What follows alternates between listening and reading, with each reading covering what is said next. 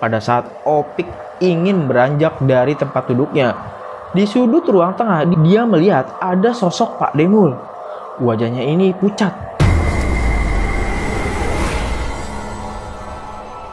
Mas Opik sama sekali tidak mengerti. Dia melihat jelas sosok Pak D-nya berdiri di sana. Sedangkan di hadapannya itu ada Pak D-nya juga yang terbaring sudah menjadi jenazah. Sebelah pohon pisang ini ada satu sosok putih yang berdiri dan itu adalah sosok pocong.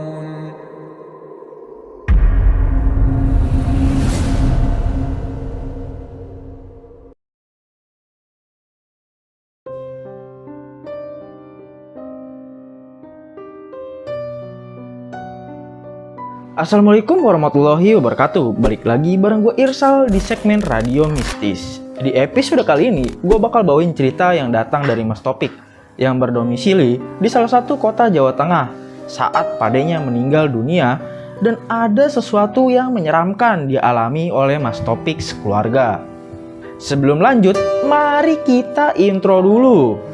Bersembunyilah di balik selimut kalian dan pasang earphone kalian karena cerita yang gue bawain kali ini bakal bikin bulu kuduk kalian merinding.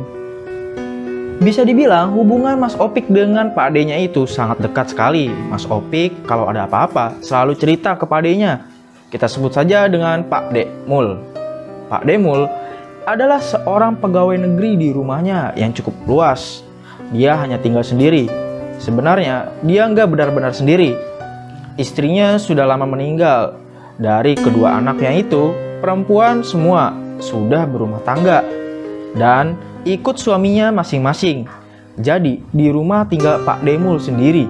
Walaupun anak-anaknya juga sering kali membujuk Pak Demul untuk tinggal bersamanya, tapi Pak Demul ini selalu menolak tawaran dari anak-anaknya itu. Hal itulah yang membuat Mas Opik dekat dengan Pak Demul karena dia sering mengunjungi rumah Pak Demul. Jarak rumah Pak Demul dari rumah Opik sendiri bersebelahan. Bukan cuma Mas Opik aja, bahkan beberapa sepupunya dan teman-teman Mas Opik juga ikut ngumpul bersama. Karena Pak Demul ini dikenal orangnya welcome sama Opik dan teman-temannya. Sampai-sampai mereka ini mendirikan balai atau semacam pos ronda di depan rumah Pak Demul. Karena Pak Demul memiliki halaman yang cukup luas, tentu saja atas persetujuan Pak Demul.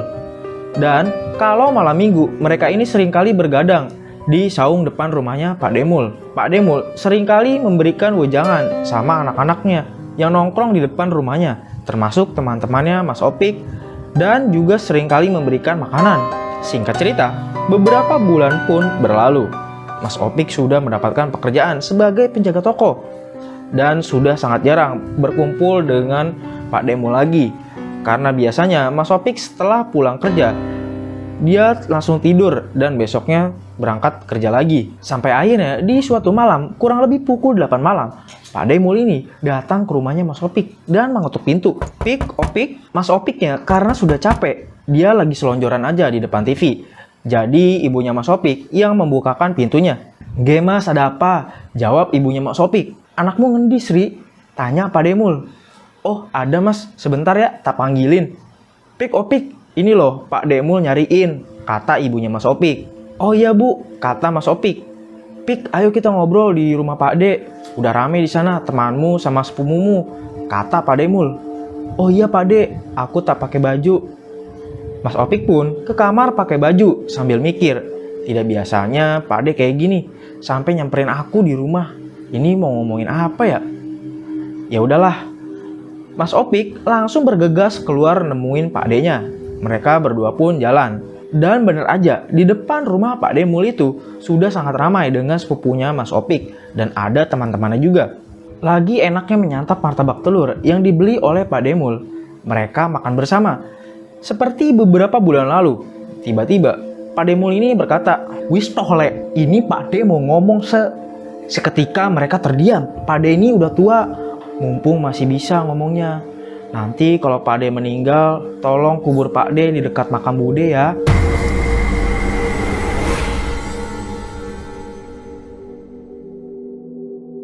Mas Opik bertanya, "Loh, Pak De kok ngomong gitu? Jangan dulu Pak De, Pak De harus sehat." Pak Demul menjawab dengan senyum. Sampai pada akhirnya, ada salah satu sepupu Opik nyeletuk dan melempar candaan. Mereka pun tertawa-tawa sampai dengan tengah malam. Singkat cerita, sekitar 1 minggu kemudian, ketika Mas Opik sedang bekerja dan bersiap untuk pulang, dia melihat HP-nya ada belasan panggilan tak terjawab dan beberapa pesan masuk dari ibunya. Dia sempat kaget. Ibunya berkata lewat pesan singkat, "Dek, muli ho, Pak Demu sakit, sedang dirawat di rumah sakit." Di situ, ibunya tidak menjelaskan Pak Demul sakit apa dan dirawat di rumah sakit mana. Akhirnya, Mas Opik nelpon balik ke ibunya. Beberapa kali sempat tidak diangkat. Lalu dia menelepon ke salah seorang sepupunya. Namanya ini adalah Koko. Dan akhirnya diangkat. "Kok gimana keadaan Pak Demul? Dia dirawat di mana?" "Aku baru lihat HP. Ini aku langsung jalan ke rumah sakit ya." Si Koko menjawab agak mikir dan terbata. "Gini Mas, langsung pulang aja. Pak De udah di rumah. Udah mending Mas Opik pulang aja." Dengan perasaan yang agak tenang, sekitar pukul 7:30 malam, dia langsung tutup toko dan langsung jalan menuju arah pulang. Baru aja sampai di depan jalan menuju rumahnya, dia melihat di satu sudut sudah terpasang bendera kuning. Ada sebuah tulisan, tapi tidak jelas tulisannya apa. Lalu ia masuk ke dalam, dan dari kejauhan di depan rumahnya dan di rumah Pak Demul ini sudah tampak keramaian dan sudah terpasang tenda yang diterangi lampu. Di sini, Mas Opik sudah benar-benar tidak bisa menahan diri lagi. Tangisnya pecah karena dia mengetahui Pak D-nya itu sudah meninggal. Bahkan saking kalutnya dia, motor yang dia kendarai ini langsung dilepas gitu aja tanpa distandar terlebih dahulu. Sampai-sampai motornya ini tergeletak. Mas Opik berlari sambil teriak dan masuk ke dalam rumahnya Pak Demul. Dan di situ terlihat jenazah Pak Demul sudah terbujur di ruang tengah rumahnya. Dan ada beberapa sanak saudara yang membacakan surat Yasin. Sementara Mas Opik yang menangis histeris ditenangkan oleh ayah ibunya. "Udah Le, ganti baju dulu, nanti kamu balik lagi ke sini." Mas Opik pun pulang dan mandi, langsung kembali ke rumahnya Pak D-nya untuk membacakan surat Yasin. Dan malam harinya sekitar pukul 2 dini hari, mereka pun maleman di sana karena rencananya jenazah Pak Demul akan dikuburkan esok harinya. Mas Opik duduk di ruang tengah dan baru aja mau selesai membacakan surat Yasin, dia berniat untuk gabung ke bapak-bapak yang ada di luar untuk sekedar ngopi dan merokok. Pada saat Opik ingin beranjak dari tempat duduknya, di sudut ruang tengah dia melihat ada sosok Pak Demul. Wajahnya ini pucat. Sosok Pak Demul berdiri di pojokan rumah dan hanya terdiam. Mas Opik sama sekali tidak mengerti. Dia melihat jelas sosok Pak D-nya berdiri di sana. Sedangkan di hadapannya itu ada Pak D-nya juga yang terbaring sudah menjadi jenazah. Mas Opik langsung memejamkan mata. Dan ketika dia membuka matanya kembali, sosok Pak D yang berdiri di sana sudah menghilang.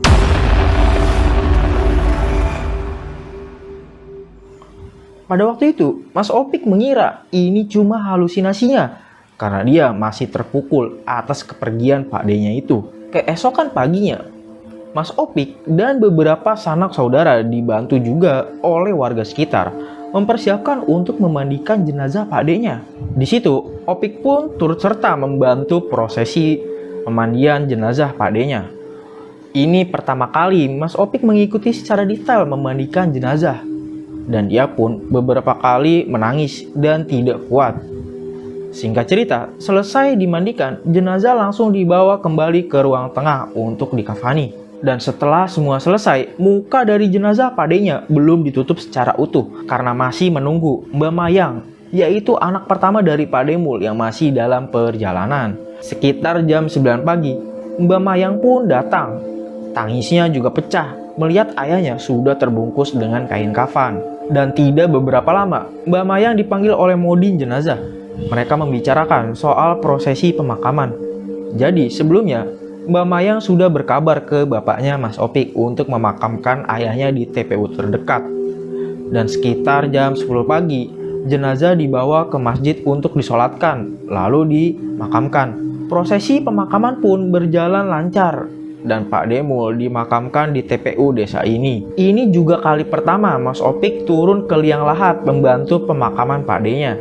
Dan rencananya malam pertama langsung digelar tahlilan. Singkat cerita, tahlilan malam pertama pun berjalan lancar tanpa hambatan. Malam harinya, sanak saudara pun masih ramai menginap di rumah Pak Demul, termasuk Mbak Mayang dan keluarganya. Mereka semua tidur di lantai ruang tengah. Karena di desanya Mas Opik ada satu tradisi untuk tidur di lantai selama 7 hari saat ada anggota keluarga yang meninggal. Di sekitaran pukul 1 dini hari, Mbak Mayang yang juga tidur bersama anak dan suaminya di lantai ruang tengah tiba-tiba nangis segugukan. Nah, beberapa anggota keluarga langsung menghampiri dan menanyakan apa yang dialami oleh Mbak Mayang. Jadi, Mbak Mayang itu mimpi ayahnya ada di suatu tempat seperti savana. Ada ayah dan ibunya yang sedang berhadapan. Mereka ini pakai pakaian yang serba putih, tapi raut wajah keduanya itu sangat sedih dan ada satu tembok besar yang menghalanginya. Di situ, Mbak Mayang langsung bangun, menangis sesegukan dan tidak mengerti dengan apa yang diisyaratkan. Di malam kedua, Mas Opik tidak ikut tahlilan karena waktu itu dia benar-benar capek dan langsung ingin tidur. Dan sekitar pukul 2 pagi, dia itu mendengar samar-samar ada yang memanggil dari luar jendela kamarnya. Opik, Opik. Dia tahu persis suara itu. Suara itu adalah suara Pak Demul. Dia pun menengok keluar jendela. Jadi di sebelah kamarnya Mas Opik ada sepetak tanah dan ada beberapa pohon pepaya dan pisang di sana. Nah, di sebelah pohon pisang ini ada satu sosok putih yang berdiri dan itu adalah sosok pocong. Di situ benar-benar Mas Opik tidak bisa bergerak lagi sampai akhirnya sosok pocong itu mendekat ke arahnya Mas Opik sampai berhadapan dari luar jendela.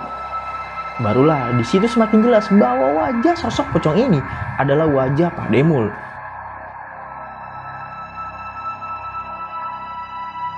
Wajahnya ini sangat pucat, sama persis ketika Pak Demul dikafankan, yang membuat Mas Opik ini benar-benar ketakutan. Sosok tersebut masih terbalut kapas di bagian mulut dan hidungnya. Lalu si sosok pocong itu berkata, "Pak De bilang apa Pik sama kamu?" Mas Opik ini sama sekali tidak bisa bergerak. Jadi seakan-akan dia dipaksa untuk melihat pemandangan yang menyeramkan itu. Sampai akhirnya sosok pocong itu hilang seperti kepulan asap putih. Barulah di situ Opik bisa kembali mengontrol tubuhnya. Dia benar-benar tidak bisa tidur sampai dengan subuh hari. Dan Mas Opik pun terlambat masuk kerja pada pagi itu karena kesiangan. Akhirnya sore itu Mas Opik menceritakan apa yang dia alami ke kedua orang tuanya. Tapi mereka ini tidak percaya. Mereka berpikiran itu hanya halusinasi Mas Opik semata. Nah, keesokan harinya, Mbak Mayang dan keluarganya ini tiba-tiba izin untuk pulang dan tidak bisa mengikuti prosesi tahlilan hari ketiga. Dia beralasan karena anaknya ini masuk sekolah dan akan kembali pada tahlilan hari ketujuh. Tapi sekitar 6 hari setelah ayahnya meninggal, Mbak Mayang ini datang ke rumahnya Mas Opik dan menemui ibu bapaknya Mas Opik. Dia kembali nangis sesegukan dan menceritakan sesuatu. Ternyata belakangan ini Mas Opik tahu bahwa Mbak Mayang juga mengalami teror yang sama. Jadi pada malam itu Mbak Mayang menunggu suaminya pulang sekitar pukul 11 malam. Karena suaminya ini lembur dan dia sendirian di kamar. Lampu itu dalam keadaan gelap. Dia merasa bahwa ada satu sosok yang menduduki kasurnya. Dia mengira suaminya ini pulang dan langsung masuk ke kamar. Tapi ketika Mbak Mayang membuka matanya, dia melihat sosok ayahnya sudah terbungkus pocong. Sama persis ketika dia melihat ayahnya dikafani. Masih terlihat kapas di bagian hidung dan mulutnya. Dan sosok itu cuma berkata, "Kamu gak dengerin wasiat ayah. Ayah minta dikubur di sebelah makam ibu."